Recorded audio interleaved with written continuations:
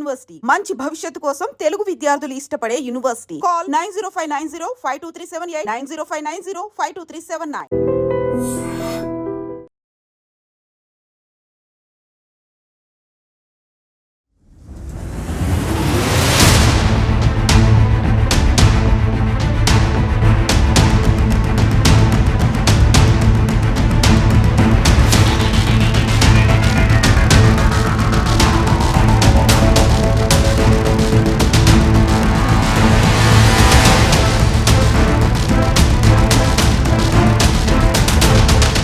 అనకాపల్లి జిల్లా కోటవరట్ల మండలం కైలాసపట్నంలో జరిగిన భారీ ప్రమాదం తీవ్ర విషాదకరమని చెప్పొచ్చు.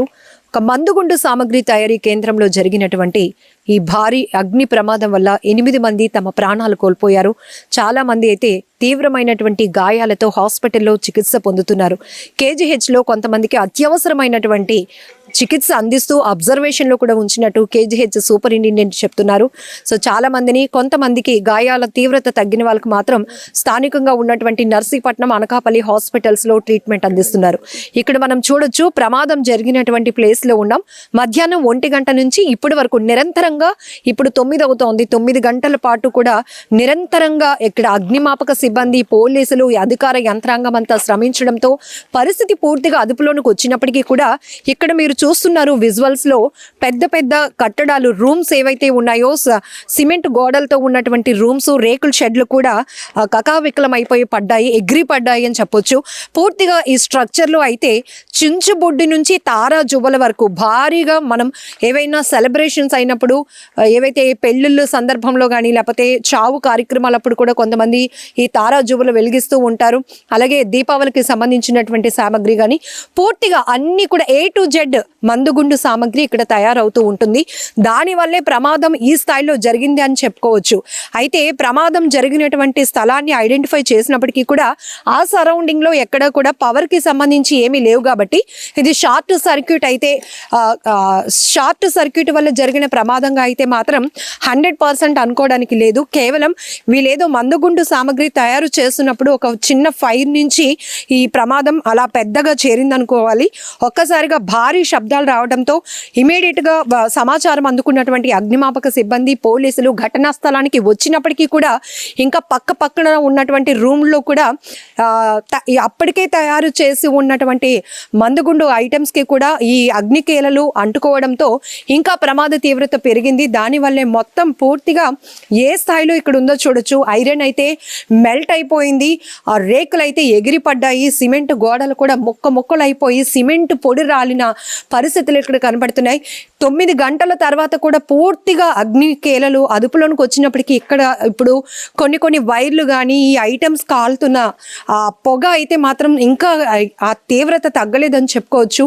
బట్ ఇదే స్థలంలో ప్రతిరోజు వాళ్ళ డైలీ లైఫ్లో చేసే ఒక పని, కూలీలుగా వచ్చిన వాళ్ళు ఇక్కడ మందుగుండు సామాగ్రి తయారీలో ఉంటారు. అలాంటిది ఈ ప్లేస్లోనే మా ప్రాణాలు పోతాయని పాపం వాళ్ళు ఎప్పుడు ఊహించి ఉండరు.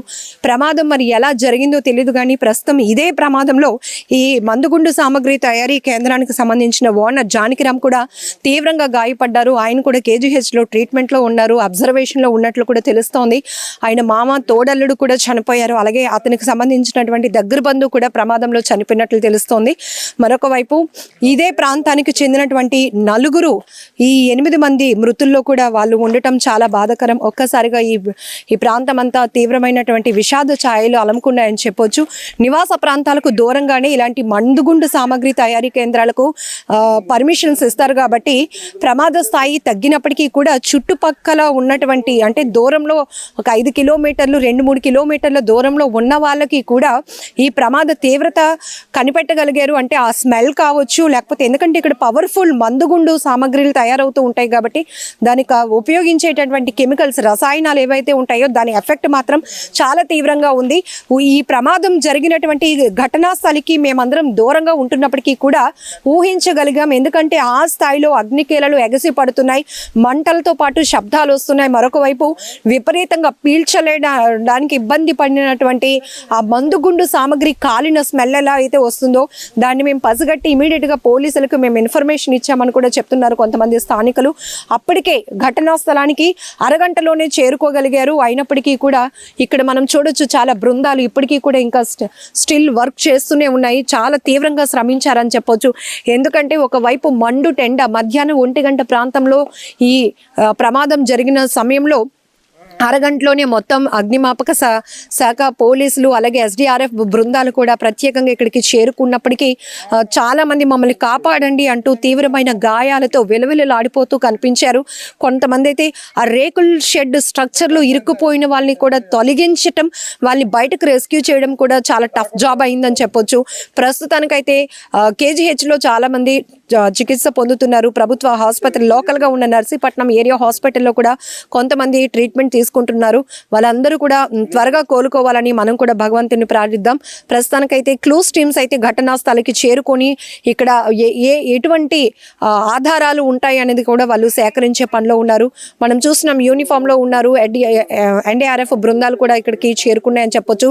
వీళ్ళంతా కూడా ఆంధ్రప్రదేశ్కి సంబంధించినటువంటి రెస్క్యూ టీమ్ మెంబర్స్ అనమాట. వాళ్ళు కూడా ఇక్కడికి చేరుకున్నారు. ఎందుకంటే ఇలాంటి విపత్తులు జరిగినప్పుడు ఖచ్చితంగా వాళ్ళ ప్రెజెన్స్ లేకపోతే కనుక చాలా వరకు ప్రాణ నష్టం ఎక్కువగా జరగడానికి అవకాశం ఉంటుంది. అలాంటిది ఇమీడియట్గా వాళ్ళు అలర్ట్ అవ్వడం వల్ల చాలా మందిని ప్రాణాలతో బయటికి రెస్క్యూ చేసి కాపాడగలిగారు. ఈరోజు కొంతమందైనా ట్రీట్మెంట్లో ఉండగలిగారు అంటే ఇమీడియట్గా ఇక్కడ వాళ్ళందరూ కూడా టీం వర్క్గా స్పందించినటువంటి ఆ తీరు కూడా ప్రతి ఒక్కరూ ప్రశంసించి తీరాల్సిందే. ఎందుకంటే చాలా ప్రమాదాలు చూస్తూ ఉంటాం కానీ మందుగుండు సామాగ్రి అంటే ఇక్కడే బాగా కెమికల్స్ ఉంటాయి. అలాంటి చోట ప్రమాదం, ఇదంతా ఓపెన్ ప్లేస్, అక్కడ కొండ చుట్టూ చెట్లు ఉన్నాయి.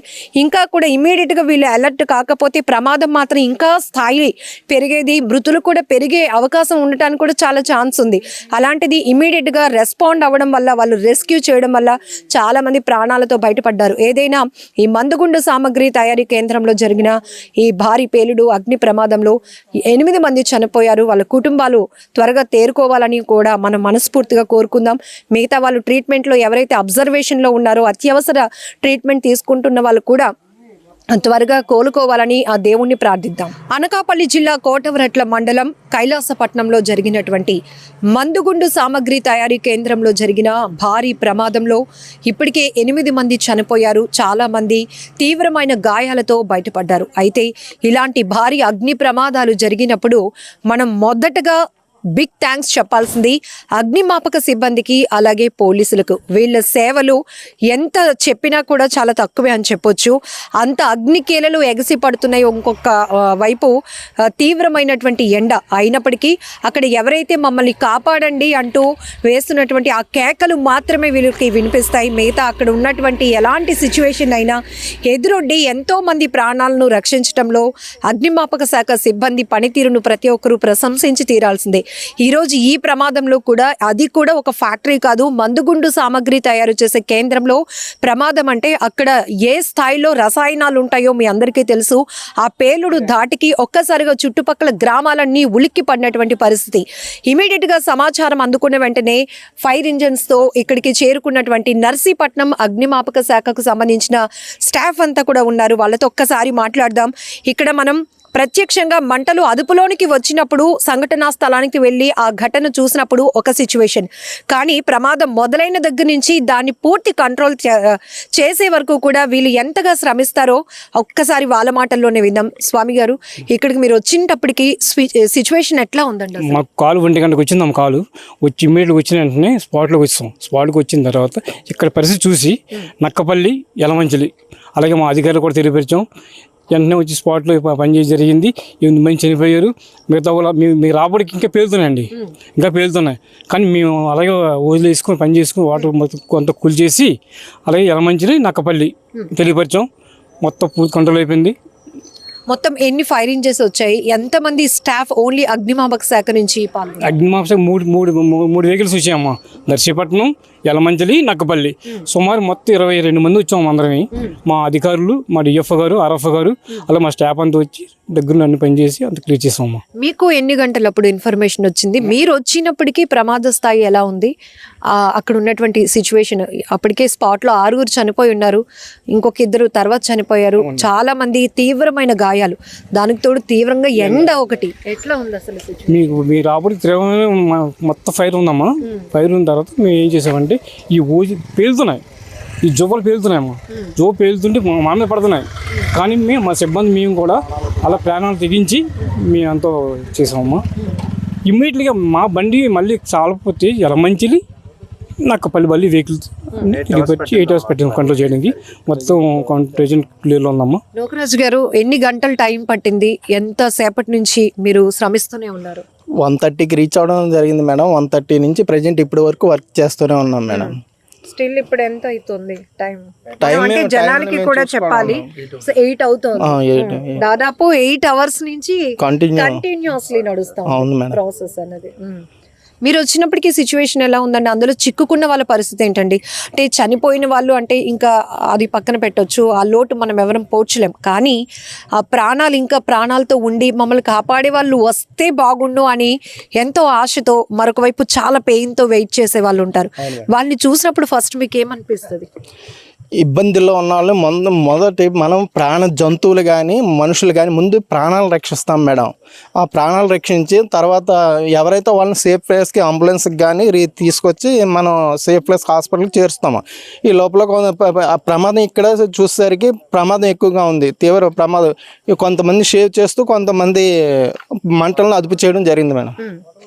సో మీరు వచ్చినప్పటికీ అక్కడ ఉన్నటువంటి సిచ్యువేషన్ ఎలా ఉంది? చాలా స్పేసియస్ వరకు కూడా మొత్తం నిర్మాణంలో ఉన్న కట్టడాలు కూడా పగిలిపోయి, ఆ గోడలు కూడా అంత బ్రేక్ అయిపోయినటువంటి బ్లాస్ట్ అయిపోయింది. అవును మేడం, మేము మాకైతే కాల్ అయితే ఫైర్ కాల్ మాత్రం 1 గంటకు వచ్చింది మేడం. వచ్చిన తర్వాత మేము ఇమీడియట్గా టర్న్అవుట్ చేసాం. వెహికల్ టర్న్అవుట్ చేసి మా సిబ్బంది మొత్తం మా పైలట్ గారి ఆధ్వర్యంలో టర్న్అవుట్ చేసి ఇక్కడికి 1:30-1:35 కల్లా మేము రీచ్ అయ్యాం మేడం. రీచ్ అయ్యేసరికి ఇక్కడ ఉన్న పరిస్థితి ఏంటంటే హెవీ క్రౌడ్, మొత్తం పబ్లిక్ కూడా ఇక్కడ చాలామంది వచ్చి చూసిన జరిగినటువంటి ప్రమాదాన్ని చూసి చాలా దిగ్భ్రాంతికి గురయ్యారు. దిగ్భ్రాంతికి గురైన తర్వాత మేము ఆటోమేటిక్గా మా వెహికల్ ఇమీడియట్గా వదిలేసి అక్కడ ఉంటే వచ్చేసరికి మొత్తం టోటల్గా ఈ స్టోర్ రూమ్లు చేయడం ఏంటి, తర్వాత ఆ ఎక్విప్మెంట్, తర్వాత మెటీరియల్ తయారు చేసి మనం మ్యాన్మేడ్ చేస్తాం మేడం. చేసిన తర్వాత అది ఒకేసారి ఎక్స్ప్లోజ్ అయినట్టు ఉంది. ఆ ఎక్స్ప్లోజ్కి బ్లాస్ట్ అయిపోయి మొత్తం టోటల్గా అక్కడ ఉన్నటువంటి 4-5 బిల్డింగ్స్ కూడా మనం స్ప్రెడ్ అయిపోయి మొత్తం చాలా మంది చనిపోవడం జరిగింది. అయితే ఒక 6 డెడ్ బాడీ అయితే మాకు కనిపించాయి మేడం. 6 కూడా చనిపోయారు మేడం, బాడీలోనే మేడం. తర్వాత మేము వచ్చేసరికి మళ్ళీ ఆరా తీసాం మేడం, ఎంతమంది చనిపోయారు ఏంటి, ఇక్కడ వర్కర్స్ ఎంతమంది పని చేస్తున్నారు ఏంటంటే సుమారుగా 12-13 మంది వర్కర్స్ ఇందులో పనిచేస్తున్నారు సార్. పని చేస్తే ఆటోమేటిక్గా ఎలా జరిగిందో తెలియదు కానీ జరిగింది, ప్రమాదం అయితే జరిగింది. జరిగిన తర్వాత ఈ అంబులెన్స్లో ఒక 4 ఇంజురీ పర్సన్స్ దగ్గరలో హాస్పిటల్ తీసుకెళ్ళారు మేడం, నర్సీపట్నం ఏరియా హాస్పిటల్కి. తీసుకెళ్ళిన తర్వాత ఇక్కడ డెడ్ బాడీలు అయితే ఉన్నాయి మేడం. ఈ తర్వాత మేము వచ్చేసరికి పోలీస్ వారు, డిపార్ట్మెంట్ వాళ్ళు, తర్వాత మీడియా వాళ్ళు అందరూ వచ్చి ఉన్నారు మేడం. పరిస్థితిని అదుపులో తీసుకున్నాం మేడం. మేము తర్వాత మా ఐఆర్ ఆఫీసర్లకి ఫోన్ చేయడం, వాళ్ళు ఇమీడియట్గా వచ్చి స్పందించడం, తర్వాత మేము కూడా చాలా వరకు ఇంచుమించు 8 అవర్స్ ఇప్పటి వరకు కూడా మేము స్టిల్ టైం వరకు కూడా చాలా కష్టపడ్డాం మేడం. మాతో పాటు మా పోలీస్ డిపార్ట్మెంట్ వారు ఎవరు సహకరించి మేము వాళ్ళు కూడా సమన్వయంతో పనిచేసి ఇంతవరకు కంట్రోల్ చేసాం మేడం. ఇప్పుడు వరకు కంట్రోల్ చేసాం. చాలా వరకు ఫార్మా కంపెనీస్లో కానీ, పరిశ్రమల్లో, కార్పొరేట్ హాస్పిటల్స్లో, లేకపోతే అపార్ట్మెంట్ కల్చర్లో షార్ట్ సర్క్యూట్ వల్ల ఇలా మనం కొన్ని ప్రమాదాలు చూస్తాం. కానీ ఇక్కడే పేలుడు సంబంధించినటువంటి సామగ్రి, దాంట్లో పెద్ద బ్లాస్ట్ జరిగింది. ఎలా ఉంది ఆ టైంలో? వెదర్ కండిషన్ ఒకటి చాలా హీట్గా ఉంది, ఎలా ఫేస్ చేయగలిగారు అసలు? అది మేడం, ఒకటి మనకి వెదర్ కండిషన్ అనేది ఇప్పుడు ఎలాగ సమ్మర్ సీజన్ కాబట్టి ఆటోమేటిక్గా ఎండలు చాలా ఎక్కువగా ఉన్నాయి మేడం. అయితే మనం వచ్చేసరికి ఆటోమేటిక్గా మనం సిచ్యువేషన్ అయితే మనకి ఇక్కడికి వచ్చేసరికి తెలిసింది తప్పించి మనం ఎలా జరిగింది మన లోకల్ ఇక్కడ పనిచేసిన వాళ్ళు అడిగి తెలుసుకున్నాం మనం యాక్చువల్గా.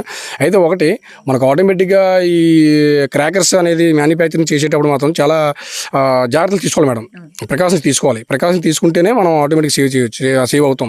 ఆ పరిసర ప్రాంతాల్లో మనం ఏదైనా స్మోక్ చేసినా, లేదా లైట్ ఆన్ చేసినా, ఏదైనా చేసినా ఇమీడియట్గా మనకి కరెంట్ షార్ట్ సర్క్యూట్ అయినా ఇమీడియట్గా అది మనం ఒకేసారి బ్లాస్ట్ అయ్యే అవకాశం, ఎక్స్ప్లోజ్ అవుతుంది. ఎందుకంటే ఆటోమేటిక్గా అది హానికరమైన రసాయన మెటీరియల్ కాబట్టి ఆటోమేటిక్గా అన్నీ ఉంటాయి కాబట్టి ఇమీడియట్ గా మనకి ఎఫెక్ట్ అవుతుంది, ఎక్కువ జరుగుతున్న అవకాశం ఉంటుంది మేడం ఎక్కువగా. రైట్, నిజంగా గ్రేట్ జాబ్ అండి. ఎందుకంటే ప్రమాద స్థాయి చాలా తీవ్రంగా ఉంది. అలాంటి టైంలో కూడా రెస్క్యూ చేసి చాలా మంది ప్రాణాలు కాపాడారు. ఇప్పుడు వీళ్ళందరితో మనం మాట్లాడించినప్పుడు కూడా ముందుగా ప్రజల ప్రాణాలు కాపాడడం విషయంలో మాత్రం మేము ఎప్పుడు నిరంతరంగా శ్రమిస్తూనే ఉంటాం. ఈరోజు కోటవరట్లలో జరిగినటువంటి ఈ భారీ ప్రమాదంలో కూడా 8 గంటల పాటు నిరంతరంగా శ్రమిస్తే గానీ పరిస్థితిని ఇప్పుడు అదుపులోనికి తీసుకొచ్చినటువంటి పరిస్థితి. ఇప్పుడు రాత్రి 8 గంటలు అవుతోంది. మధ్యాహ్నం 1 గంట నుంచి కూడా కంటిన్యూస్లీ మేము అలా వర్క్ చేస్తూనే ఉన్నాం. అలాగే పోలీసులు కూడా వాళ్ళ సేవలు కూడా చాలా ఇంపార్టెంట్. ఇక్కడ అధికార యంత్రాంగం అంతా కూడా అలర్ట్ కావటంతో ప్రమాద స్థాయి తగ్గించలేకపోయినప్పటికీ కూడా మృతుల సంఖ్య 8కి చేరింది. మిగతా వాళ్ళకి మాత్రం KGHలో అత్యవసర విభాగంలో వాళ్ళకి అత్యవసరమైన ట్రీట్మెంట్ అందిస్తున్నారు. ఇప్పటికీ కూడా కొన్ని అవర్స్ పాటు అబ్జర్వేషన్లో ఉంచినట్లు కూడా KGH సూపరింటెండెంట్ చెప్తున్నారు. ఏమైనా ప్రస్తుతం చికిత్సలో ఉన్న వాళ్ళందరూ కూడా త్వరగా కోలుకోవాలని మనం అందరం కోరుకుందాం. పాపం ఇది ఆల్రెడీ ఇక్కడ వర్క్ చేస్తున్న వాళ్ళ ఎవరిదో క్యాప్, పౌచ్లు అన్నీ ఎగిరి పడ్డాయి. ఇందులో కూడా చాలా సామాన్లు ఉన్నాయి. బైబిల్ చూడొచ్చు. ఇవన్నీ కూడా మనం చాలా ఐటమ్స్ కూడా పాపం కొంతమంది అయితే ఇక్కడే మందులు వేసుకునే వాళ్ళు కూడా ఉంటారు. అలాంటి వాళ్ళు మెడిసిన్స్ కూడా ఇక్కడ మనకు కనపడుతున్నాయి. చాలా ఎండ్ ఉంటుంది కాబట్టి ఇక్కడ చిన్న మినీ ఫ్యాన్ కూడా మనం చూడొచ్చు. అండ్ వాటర్ బాటిల్స్ వాళ్ళు డ్రింకింగ్కి ఉపయోగించడానికి వాటర్ టిన్స్తో తీసుకొచ్చి పాపం వాటర్ బాటిల్స్ టిన్స్ కూడా మనం చూడొచ్చు. ఇక్కడికి వచ్చిన తర్వాత ఇవన్నీ చూస్తుంటే చాలా గుండెలు వణుకుపోతున్నాయి. పాపం ఇంకా ప్రమాదంలో పిల్లలు ఎవరు లేకపోవడం చాలా లక్కీ అని చెప్పొచ్చు.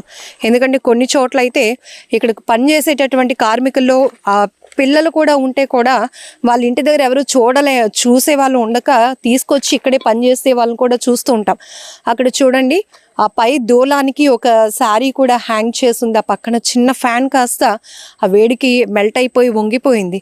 ఇవన్నీ కూడా పాపం ఇక్కడ ఉండడానికి అనుకుంటా అదొక టిఫిన్ బాక్స్ కూడా మనం చూడొచ్చు. పాపం ఏవో తినడానికో దేనికో వాళ్ళు తెచ్చి ఉంటాయి. అలాంటివి కూడా పూర్తిగా కాలిపోయినటువంటి పరిస్థితి. ఇది కాట్ కాసేపు రెస్ట్ తీసుకోవడానికో ఏదో అనుకుంటా. పూర్తిగా అది మెల్ట్ అయిపోయింది, వంగిపోయింది. ఈ రేకులన్నీ కూడా కరిగిపోయినట్టు అయిపోయాయి. ఎక్స్పర్ట్ లైటింగ్ కోసం ఉపయోగించినటువంటి సామాగ్రి కానీ పూర్తిగా మనుషులు ప్రాణాలే ఎగిరిపడ్డారు. మనుషులు అంటే ఇక ప్రమాదం ఎలా జరిగిందో కూడా మనం ఊహించుకోవడానికి చాలా భయం వేస్తోంది. మరి ఎలాంటి సేఫ్టీ ప్రికాషన్స్ ఇక్కడ ఉన్నాయే లేవి అనేది పూర్తిగా ఇన్వెస్టిగేషన్లో తేలాల్సినటువంటి అంశం. అయితే ఊరికి చాలా చివారన ఉంది కాబట్టి కొండవాళ్ళు ప్రాంతానికి ఆనుకొని ఉండడం వల్ల కాస్త ప్రమాద తీవ్రత అయితే తగ్గింది.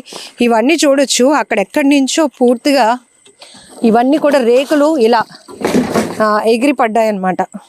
కోటవరట్ల మండలం కైలాసపురం గ్రామం పరిధిలో ఉన్న శ్రీ విజయలక్ష్మి గణేష్ ఫైర్ వర్క్స్ అని చెప్పేసి ఇక్కడ 2012 నుంచి కూడా ఒక క్రాకర్స్ మ్యానుఫ్యాక్చరింగ్ యూనిట్ ఒకటి నడుస్తుంది. దీంట్లో రీసెంట్గా 2021 నుంచి 2026 వరకు కూడా దీనికి పర్మిషన్స్ అవన్నీ కూడా ఉన్నాయి. ఈరోజు అరౌండ్ 12:45 సమయంలోన ఒక ఈ సంఘటన జరిగింది. ఈ ఫైర్ మ్యానుఫ్యాక్చరింగ్ యూనిట్ దగ్గర బ్లాస్టింగ్ జరగడంతో టోటల్గా ఒక 8 మెంబర్స్ వరకు చనిపోవడం, ఇంకొక 8 మెంబర్స్ వరకు గాయపడి KGHను నర్సీపట్నం హాస్పిటల్లో ఉండడం అనేది జరిగింది. దీని మీద దర్యాప్తు అంతా కూడా కొనసాగుతుంది. ఫోరెన్సిక్ సైన్స్ వాళ్ళు, తర్వాత క్లూస్ టీమ్ వాళ్ళు ఇలాగంతా కూడా వచ్చి సరైన ఆధారాన్ని కూడా కలెక్ట్ చేస్తున్నారు. 8 మంది 8 మెంబర్స్ చనిపోయారు. ఇంకా 8 మెంబర్స్ హాస్పిటల్లో ఉన్నారు. అది ఈ యాక్చువల్గా వీళ్ళంతా కూడాను పర్మిషన్ ఉన్న యూనిట్ ఇదంతా కూడాను ఇక్కడైతే ఏదైతే ఈ జువ్వలకు సంబంధించి ఫిల్ చేస్తున్నారో అక్కడ ఏదైనా స్పార్క్ ఉండి ఇది జరగడానికి అవకాశం ఉంటుందని చెప్పి అనుకుంటున్నారు అంతే. రైట్. మృతులమ్మ అందరూ కూడా అరౌండ్ 40 ఇయర్స్ వాళ్ళంతా మ్యాక్సిమం అంతా కూడా ఉన్నారు. అరౌండ్ 40 ఇయర్స్ అంతా కూడా శతగాత్రులు కూడా ఇంచుమించు అంతే ఉన్నారు. ఎవరికి 60 ఇయర్స్ ఉన్నాయి తప్పితే అందరూ కూడా అరౌండ్ 40. అందరూ కూడా కైలాసపట్నం ఈ విలేజర్స్ చుట్టుపక్కల వాళ్ళు. ఒక సామర్లు కూడా చెందినటువంటి ఒక లేడీ ఒకరు చనిపోయారు. ఆ ఇంజూర్డ్ కూడా ఆమె భర్త ఎవరో ఒకరు ఉన్నారు. ఆయన ఎవరైతే రిజిస్టర్డ్ ఓనర్ ఉన్నారో పెరెడ్డి పున్నయ్య అనుకుంటానని పేరు, అతను కూడా చనిపోయినారు. ఆయన కూడా చనిపోయినారు. జానకిరామ్ గారు కాదు, మరి రికార్డెడ్ ఓనరు అప్పిరెడ్డి పున్నయ్యమ్మ, ఆయన కూడా చనిపోయినారు. రైట్. జానకిరామ్ గారు కూడా ఆయన తోడలు కోవర్కరు, అతను కూడా ముద్దాయిగా మనం ఇందులో యాడ్ చేయడం జరిగింది.